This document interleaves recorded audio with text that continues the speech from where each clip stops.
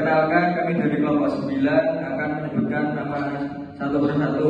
Nama saya Muhammad Fardalwai dengan NIM B11.23.0049. Nama saya Yudhistira Teswardalu, NIM B11230182. Nama saya Salendra Wijaya dengan NIM B1112301114.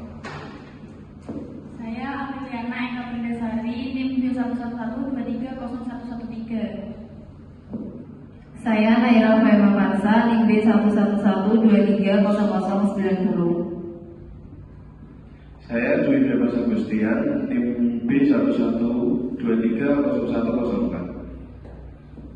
Assalamualaikum warahmatullahi wabarakatuh.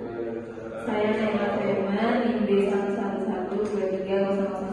Selaku moderator dari kelompok 9 ingin mempresentasikan hasil diskusi kami di bidang pemasaran studi kasus 3 yang diampu oleh Bapak Haris.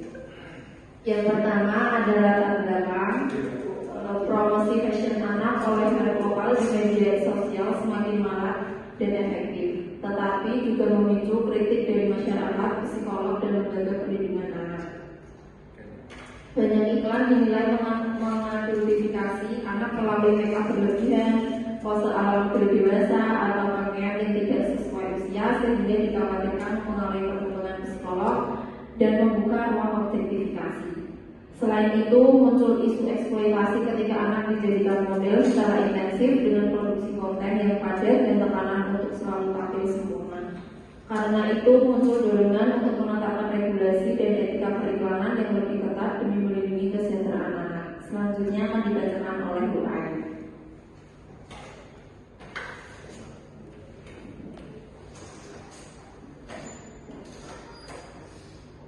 Yang pertama yaitu berikan analisis dari kasus tersebut.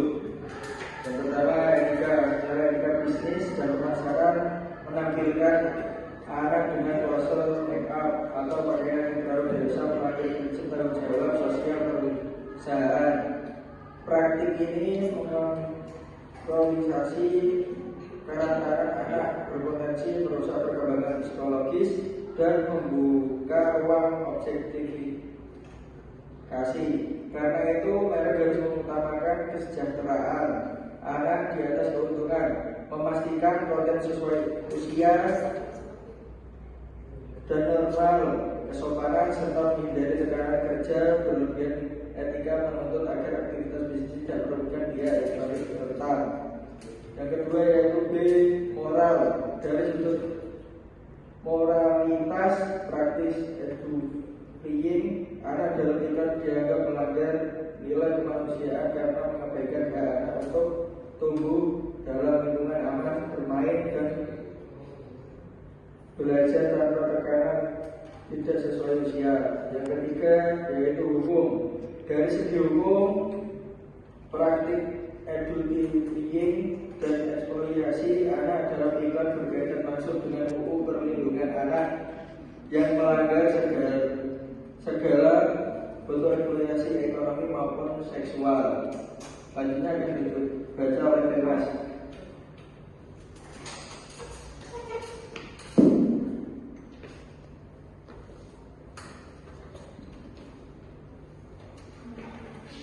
Teori etika deontologi. Dalam etika deontologi, tindakan dinilai benar atau salah berdasarkan kewajiban moral, bukan akibatnya. Diterapkan pada kasus ini, deontologi menegaskan bahwa anak tidak boleh digunakan sebagai syarat untuk keuntungan. Teori eksploitasi anak. Teori ini menyoroti bahwa bekerja tinggi dan produksi konten intensif pada model anak dapat tergolong eksploitasi ekonomi, yaitu penggunaan anak dalam aktivitas yang mengganggu perkembangan dan kesejahteraannya. Selanjutnya akan dijelaskan video.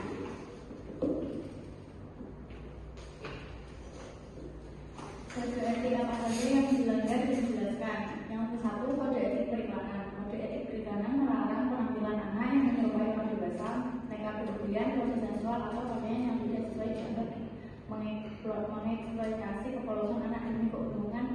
dan berpotensi merusak citra diri serta memicu objektifikasi. Pelanggarannya yaitu prinsip kejujuran dan tanggung jawab sosial. Yang kedua, kode etik profesi psikolog. Para psikolog khawatir bahwa paparan terus-menerus di depan publik dan tekanan untuk mempertahankan citra yang sempurna, apalagi yang dewasa sebelum waktunya, dapat menyebabkan gangguan citra diri, kecemasan, atau tekanan psikologis kepada anak. Pelanggarannya melanggar etika untuk tidak menimbulkan kerugian pada individu. Selanjutnya akan dibacakan oleh Shalendra.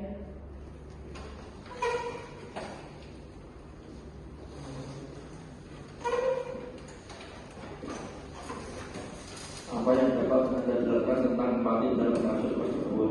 Empati dalam kasus ini berarti memahami kerasaan dan resiko mengalami proses citra diri, objektifikasi dan kualitas aspek lawan terlalu terlalu dewasa dan bekerja intensif. Kritik publik muncul dari keputusan tersebut. Sementara mereka pun berempati karena lebih melihat hubungan situasi menjaga kesadaran dan hak atas masa kecil yang wajar. Berikut ulasan tentang organisasi profesi yang menangani dalam kasus tersebut. Yang pertama, Persatuan Perusahaan Perikanan Indonesia (PTPI) menaungi industri perikanan dan bersama PPI menyusun serta mengangkat etika perwira Indonesia (EPI). EPI mengatur bahwa anak tidak boleh ditampilkan dengan pose atau busana yang tidak sesuai usia. Kritik terhadap promosi fashion anak menunjukkan potensi pelanggaran aturan ini, terutama terkait aktivitas.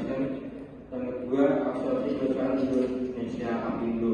Organisasi ini menaungi perusahaan-perusahaan merek fashion lokal sebagai pelaku bisnis meski tidak spesifik mengatur etika modeling anak. Mereka bertanggung jawab mendorong anggotanya perusahaan untuk menjalankan bisnis dengan etika dan tanggung jawab sesuai perusahaan CSR, termasuk menghormati hak-hak anak dan tidak terlibat dalam praktik eksploitasi. Selanjutnya akan dibacakan oleh teman saya di sini.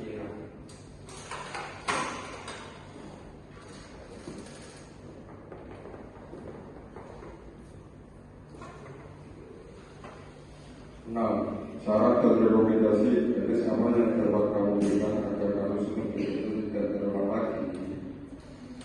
Dengan cara industri fashion, anak harus mengutamakan kode etik berdasarkan kepentingan terbaik anak, menggunakan konten yang natural dan sesuai usia, serta melarang keras usaha vulgar atau rekod berlebihan.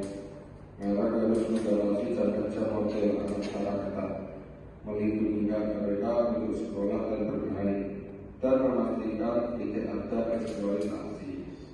Verifikasi konten oleh ahli perlindungan anak wajib dilakukan untuk menjaga kesejahteraan psikologis mereka. Selanjutnya dibacakan oleh